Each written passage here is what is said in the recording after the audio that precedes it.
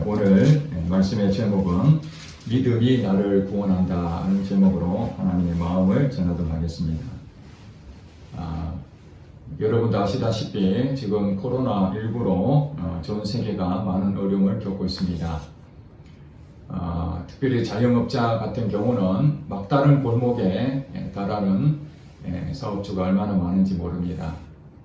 막다른 골목에서 온갖 방법을 다 동원해 보지만 이 엄청난 파고 속에서 피할 길이 없고 결국에는 폐업을 할 수밖에 없는 이런 상황에 다다를 때에 과연 어떤 희망을 가질 수 있을까? 우리가 불치병을 걸렸을 때에 건강을 잃고 이제 생명이 위태로워졌을 때에 그 막다른 골목에서 어떻게 이 위기를 모면할 수 있을까? 빛을 지고 있는데 그 빛을 감당할 수 없어서 모든 삶을 포기하고 싶은 그럴 때에 여기서 해결할 수 있는 방법은 무엇일까?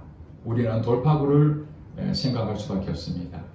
인간의 모든 돌파구를 다 동원해 봐도 더 이상 방법이 없을 때 우리는 낙심하고 자포자기하는 경우가 너무나 많습니다.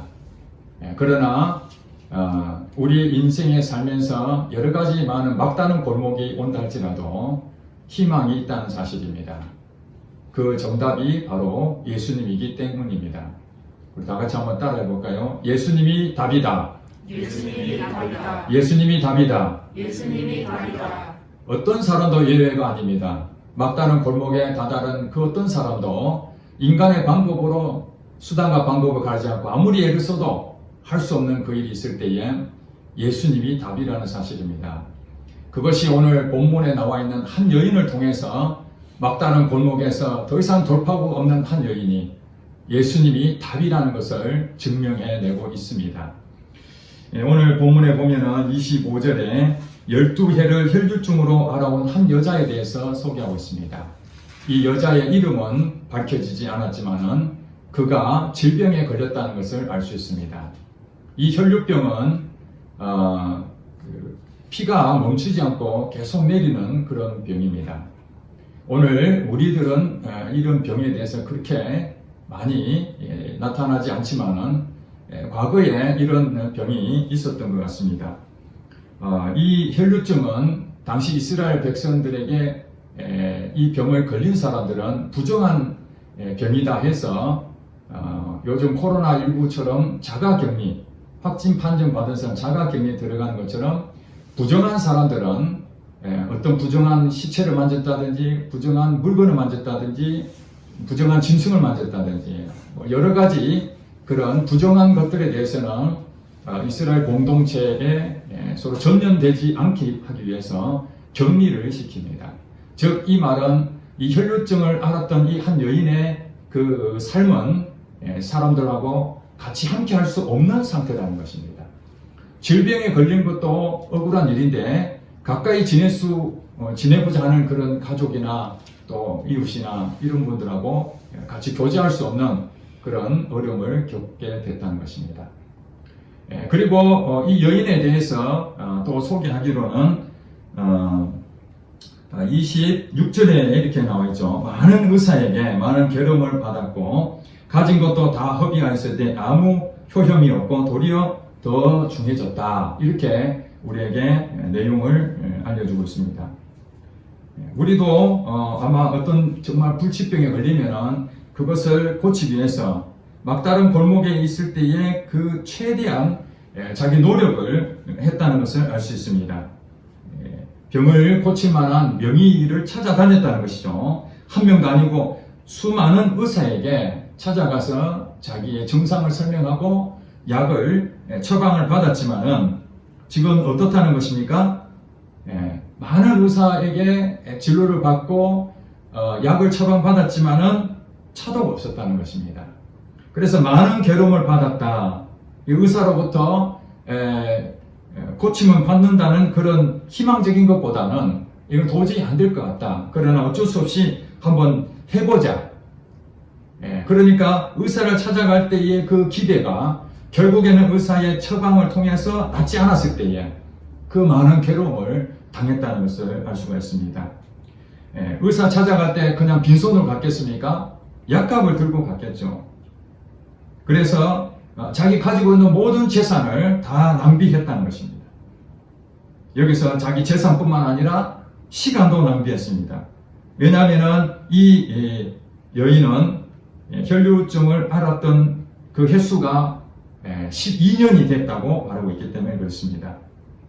1년도 아니고 12년 동안 이 병을 앓으면서 여러 사람 찾아다녔지만은 효용도 보지 못하고 시간도 12년 동안이나 고생은 다 했다는 것이죠.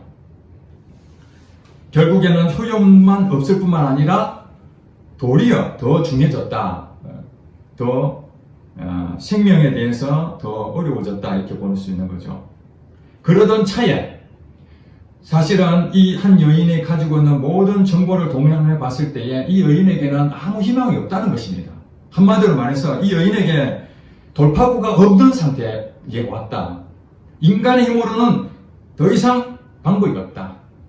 이대로 시간을 이제 죽는 수밖에 없는 거죠. 그러던 차에 27절에 예수의 소문을 듣게 됩니다.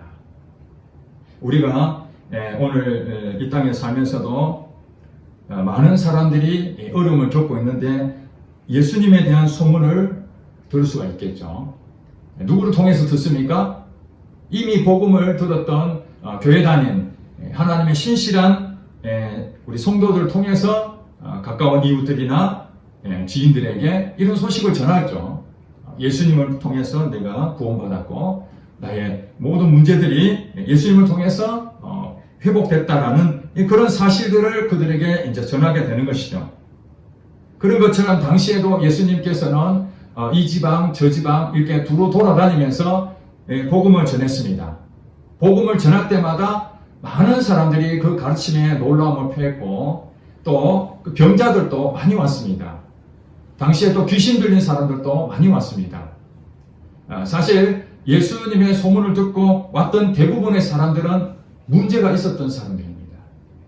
막다른 골목에 있던 사람들이 많이 왔었을 것입니다. 그때 예수님께서는 그들에게 거부하지 아니하시고 그들의 다 치료해 주셨습니다. 이런 소식을 멀리 입소문을 타고 이스라엘 전역에 퍼져 있었습니다. 그랬는데 어느 날 자기의 삶도 희망이 없는 모든 것을 다 이제 잃어버리는 그런 상황에서 예수님이 이곳에 온다는 소식을 듣게 된 것입니다. 자, 이때 여러분 어떻게 생각하십니까? 유일한 돌파구의 희망이 이 예수님을 한번 만나봐야 되지 않겠는가?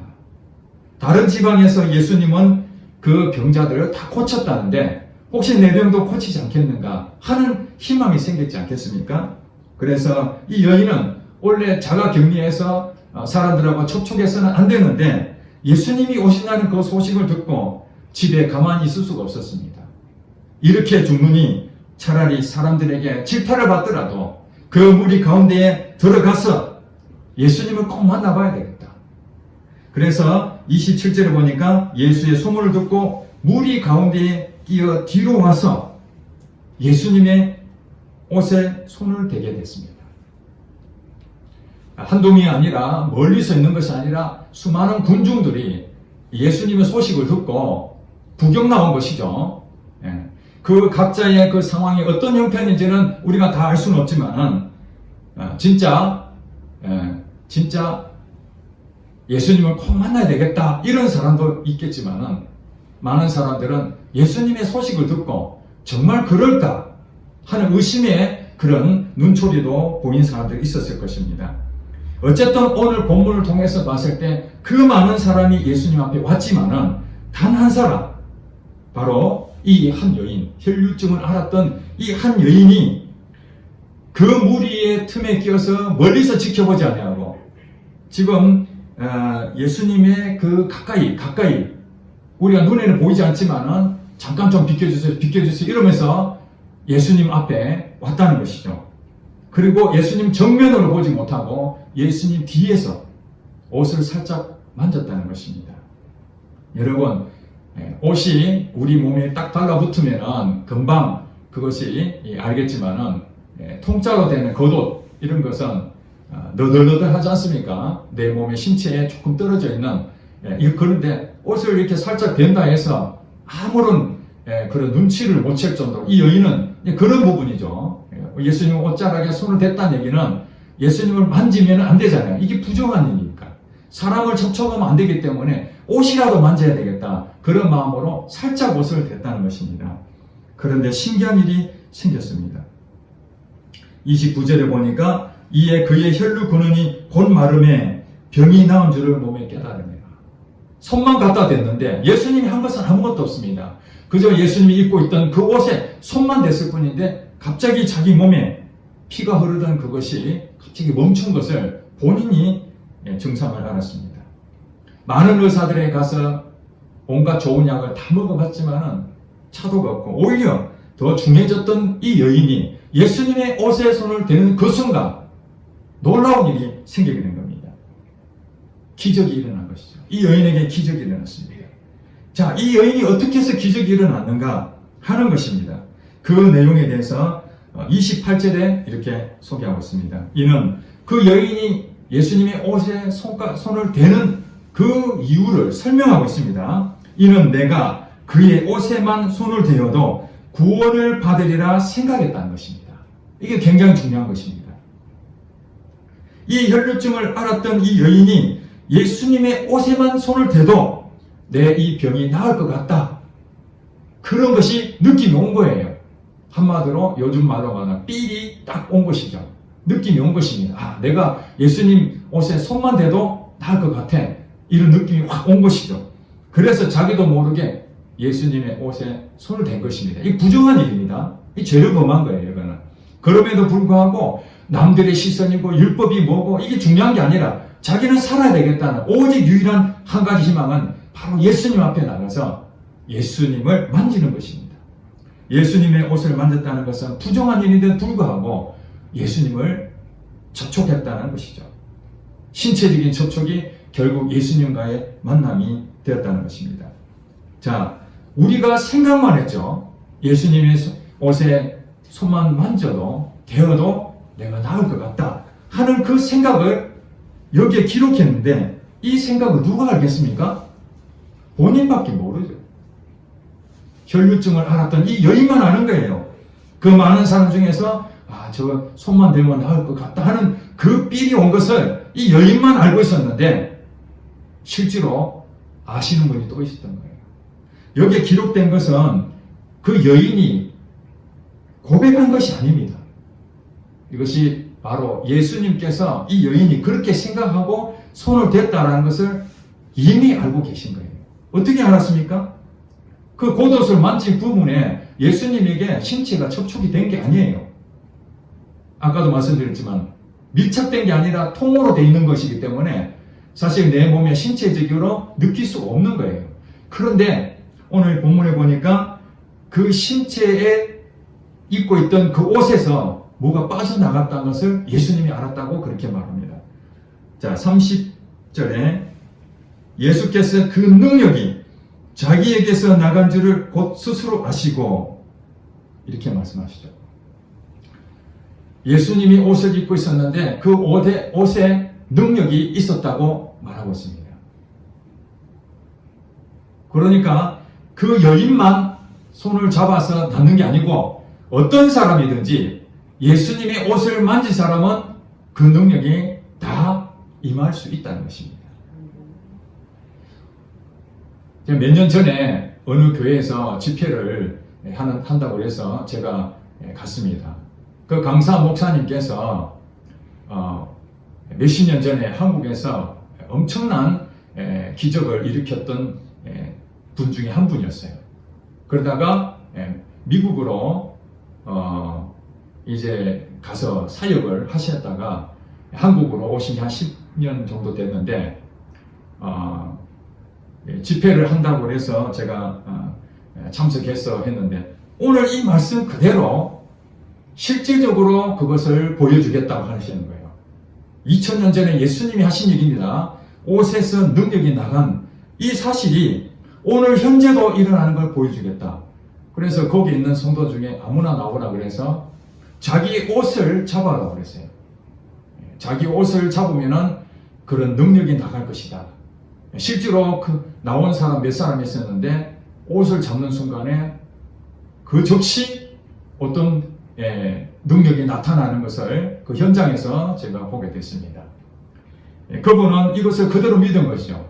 하나님의 성령과 하나님의 능력이 예수님께 기름 부터 부어주셨다고 사도행전에 나와 있어요. 10장 38절에 그렇게 기록된 것처럼 하나님 믿는 은사가 임할 때는 성령과 능력이 기름 부터 부어지게 됩니다. 그때 나타난 다양한 은사 가운데에 이런 능력들이 나타나게 되는데 예수님께서도 그 옷을 입었지만은 이미 예수님 자체가 능력으로 되어 있었기 때문에 그 옷도 이미 능력에 젖어 있는 것이죠. 그래서 그 사도행전을 보면은 심지어는 그 사도들이 앞치마, 손수건 뭐 이런 것이죠. 그건 아무것도 아닌 거예요. 우리 일상에 쓰고 있는 것들인데 그것을 만지기만 하더라도 병이 낫더라 이런 것들이 나옵니다. 능력이 역사하시는 것들은 제한이 없다는 것이죠. 누구를 만져서도 나타날 수도 있고 옷을 만지기도 하고 여러 다양한 방법을 하는데 중요한 것은 옷이 중요한 게 아니죠. 그 능력이 어떤 사람에게 나타나는가. 그 믿음으로 하는 사람이 나타납니다. 믿음으로.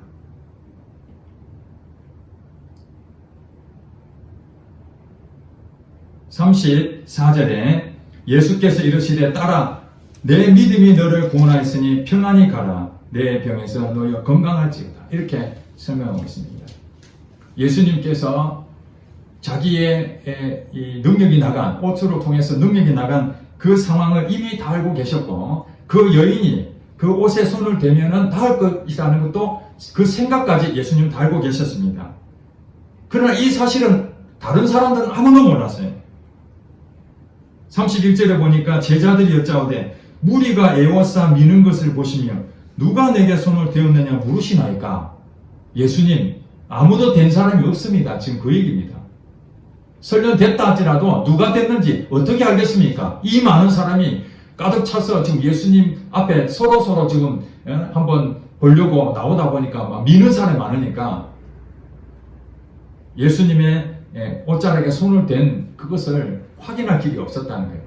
그 예수님은 그러나 알고 있죠. 그분은 누가 손을 댔는지 다 알고 있었어요.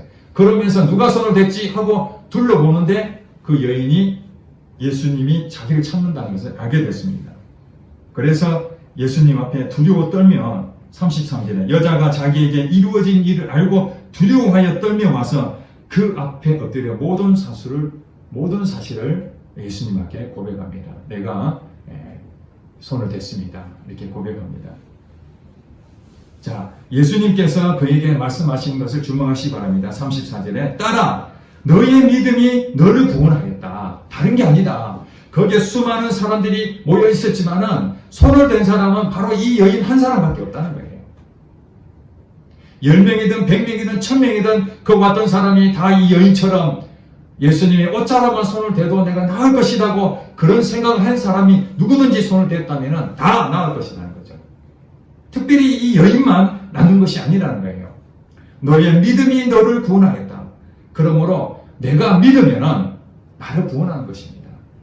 꼭 병만 아닙니다. 이 여인은 병에 걸렸기 때문에 그 병에서 자유함을 얻기 위해서 고침받기 위해서 예수님에게 나왔지만은 또 영혼의 문제도 있죠. 영혼의 문제. 가진 것은 많이 있지만은 늘 불안한 마음에 정신적인 문제도 있습니다. 또 자녀 때문에 문제가 있을 수 있고. 그러니까 우리의 삶에서 영적인 문제, 정신적인 문제, 육적인 문제 이런 문제들이 늘 존재합니다. 지금은 괜찮을지 모르지만 앞으로 그런 일이 또 발생할 수가 있습니다. 그럴 때에 가슴이 무너지게 되죠.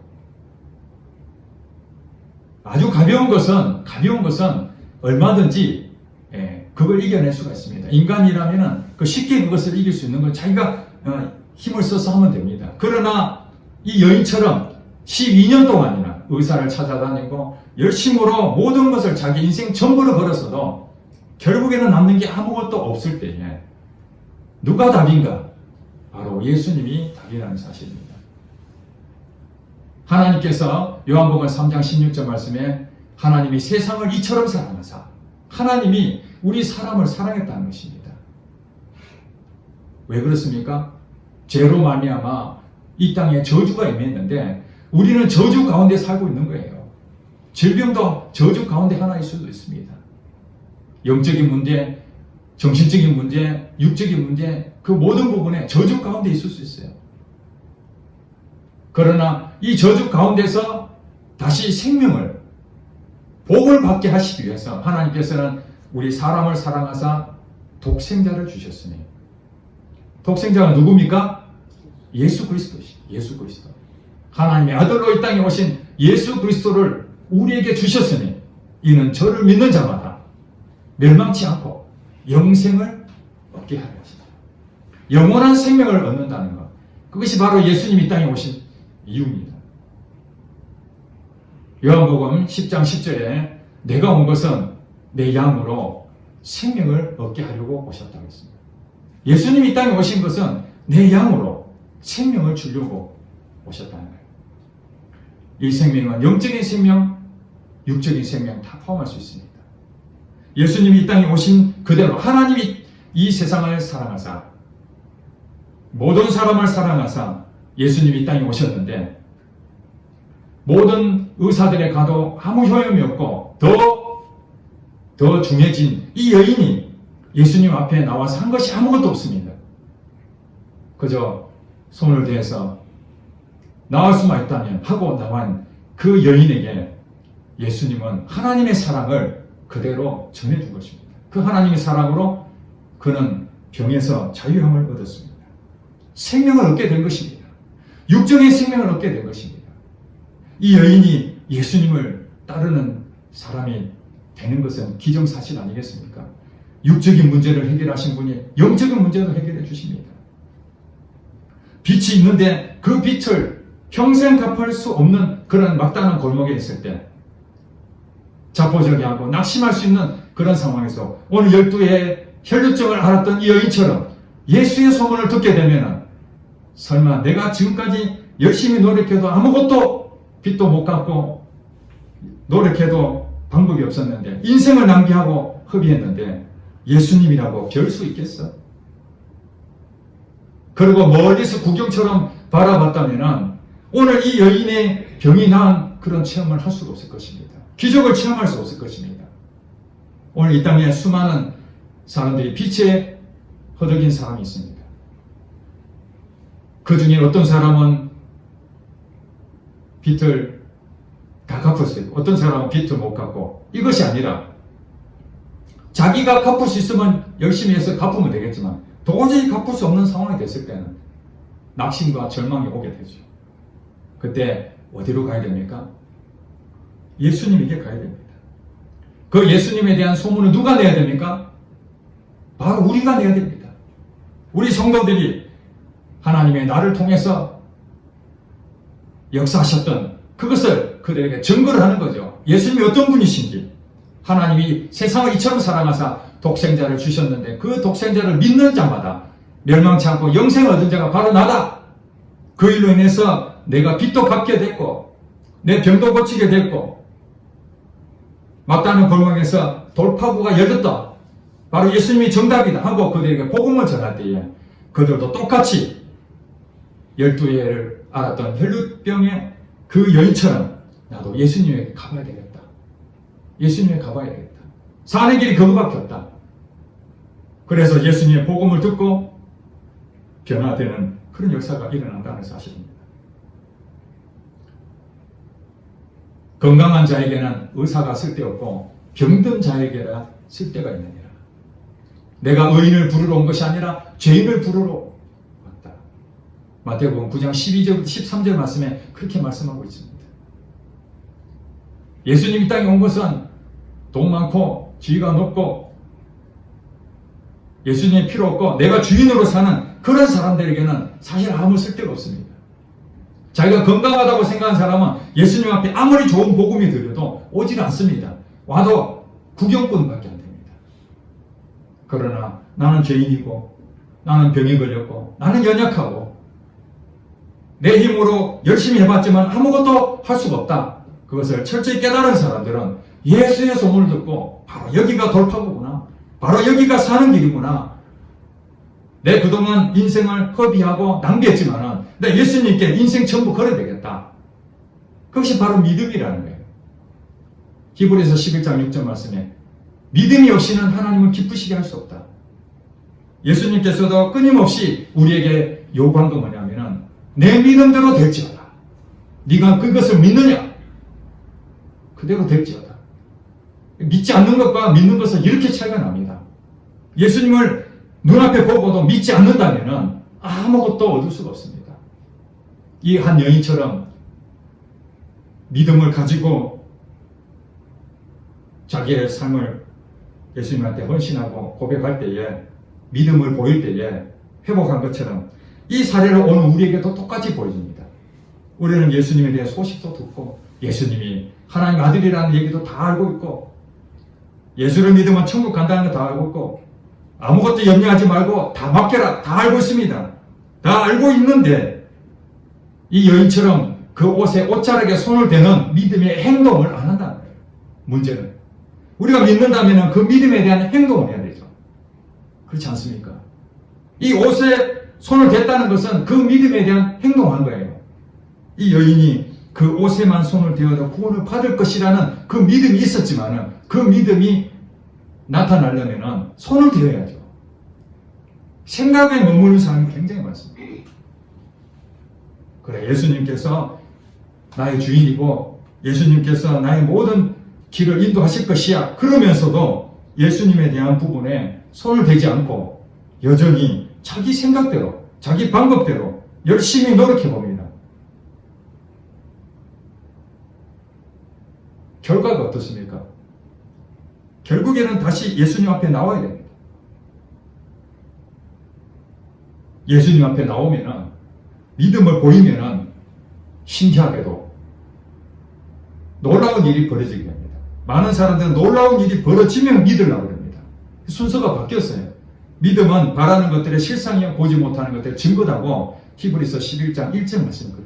믿음은 앞으로 되어질 일이 지금 실제 일어난 것이라고 믿는 거예요.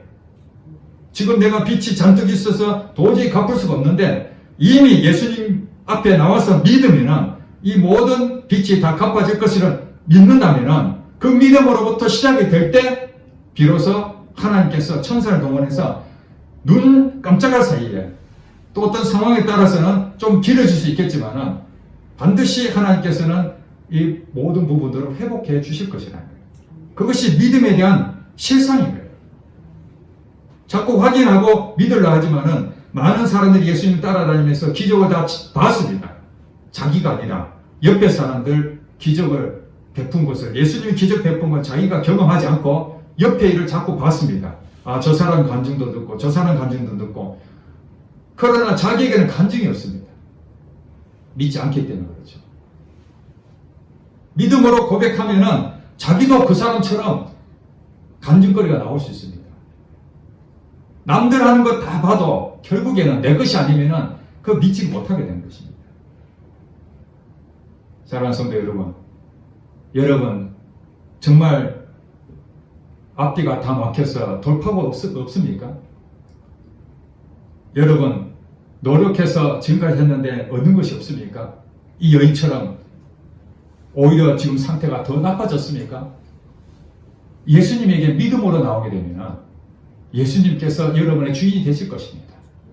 여러분 삶을 어떻게 인도하실지 여러분이 생각하지 마시고 예수님이 여러분의 인생을 생각하시고 계획하시고 끌고 가실 것입니다.